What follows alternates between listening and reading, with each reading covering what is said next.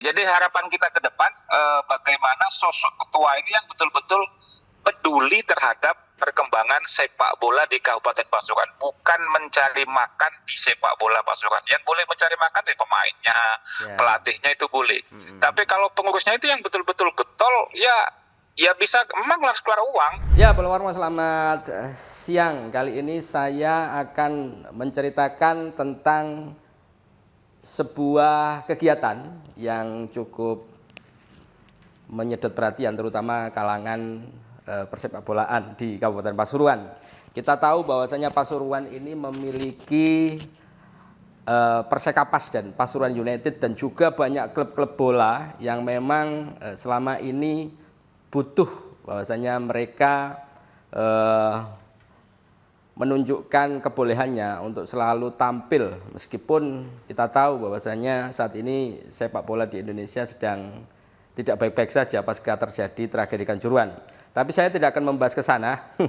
Saya juga tidak akan membahas ketua PSSI-nya secara umum. Tapi ini ada gawe yang tetap harus berjalan meskipun saat ini PSSI juga mendapat sorotan yang sangat luar biasa, terutama terkait pasca kejadian di Kanjuruhan. Nah, di Kabupaten Pasuruan ini ada kegiatan yang hari ini sudah tetap berjalan karena memang PSSI harus tetap secara organisasi dia harus juga mereformasi internalnya biar juga persepak bolaan ini semakin lebih baik, terutama di Kabupaten Pasuruan. Di momen ini PSSI akan memilih ketua barunya. Wah, ketua lama Pak Iswayudi ternyata sudah masa akhir jabatannya di 2022. Nah, ini di 29 Oktober ini Kabupaten Pasuruan kayaknya akan segera memilih ketua baru. Nah, isu yang beredar memang ada dua calon yang akan memperebutkan kursi ketua PSSI untuk membawa persepak bolaan di Kabupaten Pasuruan lebih baik dengan keberadaan klub-klub yang cukup banyak ya yang ada di Kabupaten Pasuruan, bibit-bibit yang berharap agar PSSI mendapatkan sosok pemimpin yang nantinya bisa benar-benar gitu loh membawa persepak bolaan di Kabupaten Pasuruan kembali ke kasta tertingginya.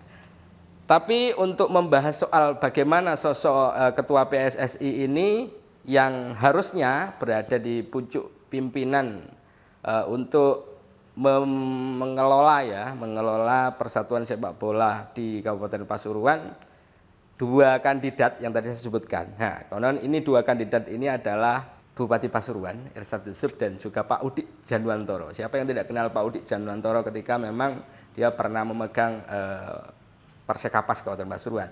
Tapi untuk lebih lengkapnya saya akan terhubung dengan mantan manajer Persekapas. Wah, dan juga dia saat ini juga sedang getol-getolnya gitu. Termasuk juga salah seorang yang membadengani Pasuruan United. Baik, saya akan terhubung dengan mantan manajer Persekapas. Dan juga ya katakanlah dia sangat suka bola, kepingin persepak bolaan di Kabupaten Pasuruan ini lebih baik lagi. Termasuk juga terkait dengan rencana pemilihan ketua PSSI yang baru di Kabupaten Pasuruan. Saya ucapkan selamat siang, Mas Suryono Pani. Selamat pagi menjelang siang, Mas Yogi. Ini sudah salam siang, sehat selalu. Saya sampean wis ngene wis ilang ngoli hari ini. Ya, ini sudah perjalanan ngoli, Mas Yogi. Ya. Iya, ini menarik kan, saat ini memang kayaknya sudah berakhir ya masa jabatan ketua PSSI yang lama Pak Iswayudi ya di 2022 ini. Nah, ini gimana Mas Suryono? Kayaknya Pasuruan terutama saat ini PSSI juga banyak disorot nih. Kalau untuk Kabupaten Pasuruan harapannya kayak apa ini untuk kita bisa mendapatkan sosok pemimpin, paling tidak ya ketua lah PSSI agar bisa membawa persepak bolaan ini nggak gitu-gitu aja gitu. Gimana Mas Suryono? Ya, harapannya ke depan untuk PSSI Kabupaten Pasuruan ini kita bisa dapatkan seorang ketua yang betul-betul peduli terhadap kepentingan sepak bola. Jadi betul-betul ingin memajukan bagaimana sepak bola Pasuruan ini berkembang semakin maju di tataran kancah regional maupun nasional. Sehingga ke depan, karena kita ini kan gudangnya pemain Mas Yogi.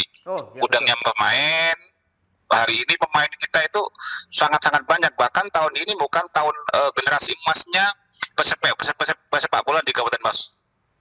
Ya, benar.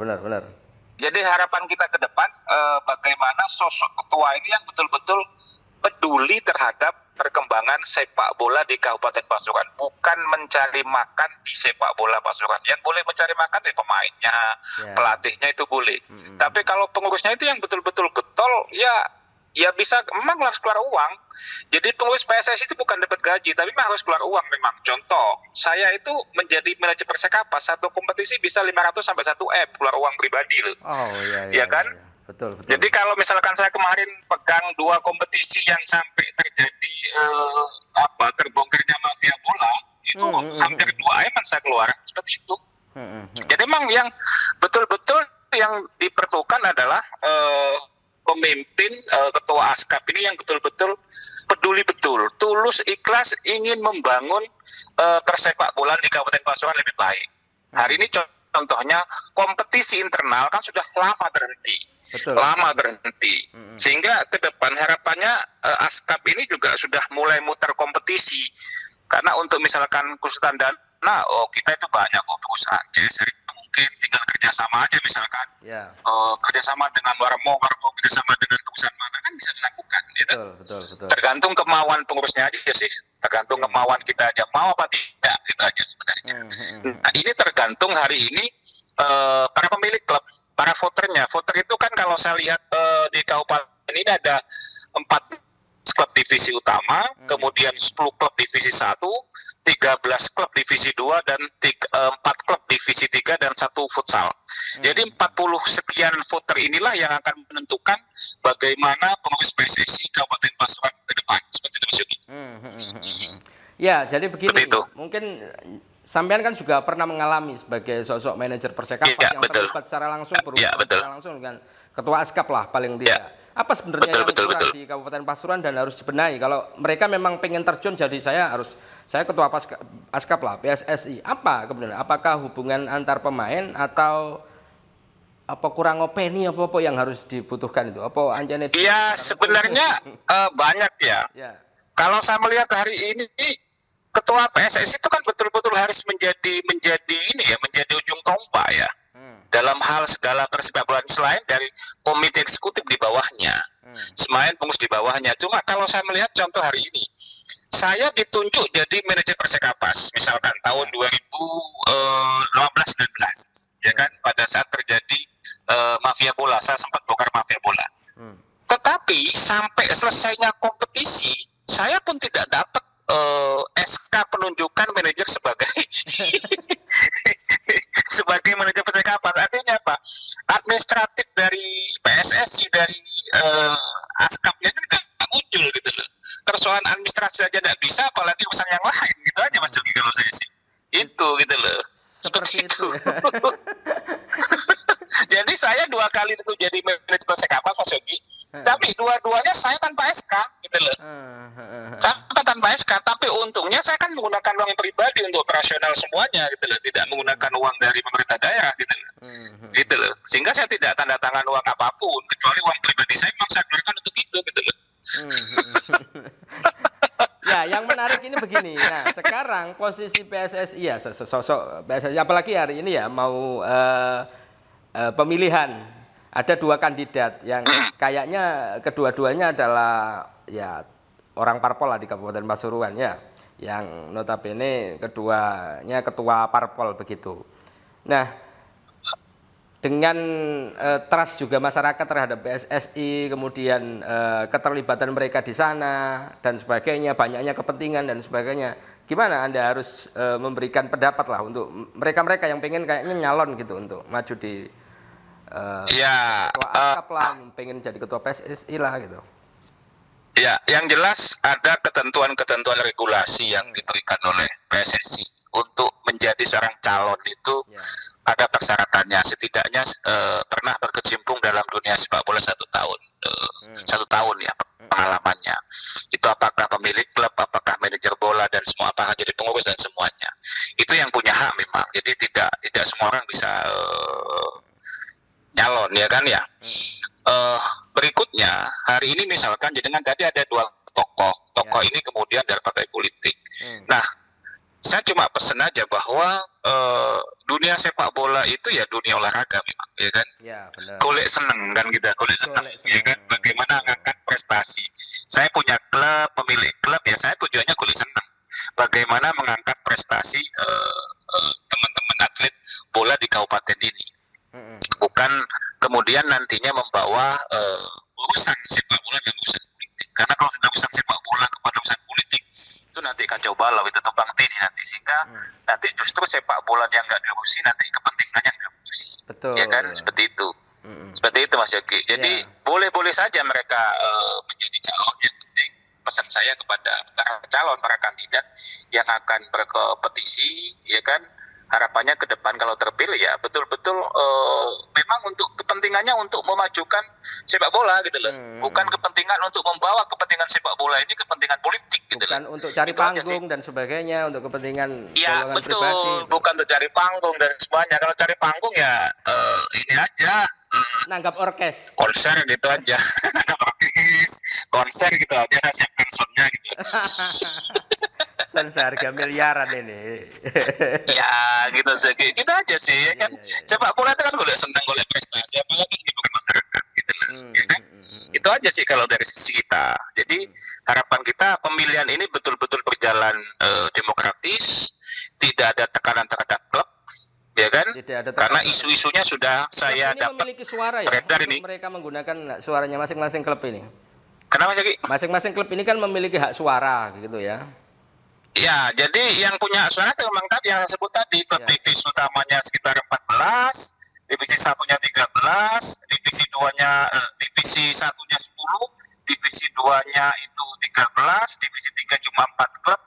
Kemudian futsal 1 klub. Itu yang punya hak mereka untuk menentukan pilihan ke depan. Harapan saya kepada pemilik klub, pemilik suara ini betul-betul jadikan pengalaman di tahun sebelumnya, ya kan, sebelumnya yang kompetisi terhenti ini menjadi pelajaran kita semuanya. Kenapa kok kompetisi tidak berjalan, kompetisi terhenti, kemudian Persikapas juga tidak jelas kemana arahnya kan gitu kan. Kenapa kok saya menolak menjadi manajer Persikapas lagi ya, karena memang saya melihat saya aja jadi manajer Persikapas 2 periode tanpa SK aja, jangankan uang, SK-nya tidak dapat saya gitu. Iya. Begitu amburadulnya ya di administratifnya internal PSSI. Sangat amburadul, makanya saya menolak menjadi manajer Persikapas, jangankan bantuan ini, uang SK aja saya tidak dapat, sehingga tidak salah dong kemudian kalau saya memang kemudian menolak kembali diminta menjadi manajer Persikapas, kemudian saya memilih lebih baik beli klub sendiri Pasuruan United. Kenapa kok begitu? Ya karena saya melihat niat saya tulus untuk membantu teman-teman atlet Kabupaten Pasuruan khususnya sepak bola ini yang luar biasa masih memang top banget gitu dan kemampuan mereka gitu. Itu masuk gitu. Sehingga harapan kita lagi tidak ada tekanan terhadap pemilik klub. Tidak ada tekanan terhadap pemilik klub, tidak ada pembagian BLT kepada pemilik klub. Kemudian kepada pemilik klub, harapan saya adalah karena mereka yang memegang hak penuh yang akan menentukan PSSI 5 tahun ke depan, jadikan pelajaran hal yang sudah terjadi 5 tahun kemarin. Seperti itu aja. Bagaimana amburadulnya PSSI, kemudian kompetisi terhenti. Sekali lagi, administratif aja, saya jadi manajer Persikapas itu tidak diberikan sebuah surat keputusan, walaupun saya 2 kali menjadi manajer Persikapas. Budal gelundung itu bahasa ya. Budal gelundung Mas Yogi. Ya, artinya semangat ini juga yang disampaikan paling tidak dari sini, dari bawah, karena memang sorotan terhadap PSSI sudah sangat luar biasa dari semua pemerhati bola, pegiat, pemain dan sebagainya, agar PSSI ini benar-benar dilakukan restrukturisasi lah bahasanya gitu. Betul. Jadi di daerah sendiri termasuk di Pasuruan kan gitu. Iya, di Kabupaten Pasuruan ini penting. Saya masih optimis karena saya yakin, seyakin-yakinnya saya, pemilik klub ini kan mereka yang betul-betul tahu bola, ya kan? Dan mereka sudah merasakan bagaimana 10 tahun ke belakang, 5 tahun, 10 tahun ke belakang PSSI ini berjalan. Kompetisi terhenti, mereka juga rasakan. Pembinaan tidak jalan, misalkan pembinaan terhadap macam-macam lah, segala lini, misalkan apakah karena banyak Mas Yogi, misalkan ada wasit, kemudian ada khusus pelatihan dan semuanya tidak jalan masuk kompetisi internal. Padahal untuk mewujudkan itu kan harus ada kompetisi gitu loh. Untuk menciptakan Persekapas misalkan yang luar biasa itu butuh kompetisi.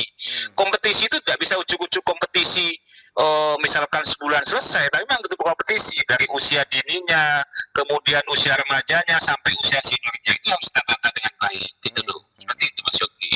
Dan saya yakin Mas Yogi bisa diajak kerjasama itu, Warmo bisa diajak kerjasama. Senggolanmu Mas. Siap. Iya. Oke, Terima kasih, Pak. Terima kasih, sama-sama. Ya, itu tadi suara hati dari mantan manajer Persekapas, dan sekarang dia juga sangat getol sekali pengen memajukan persepak bolaan di Pasuruan terutama.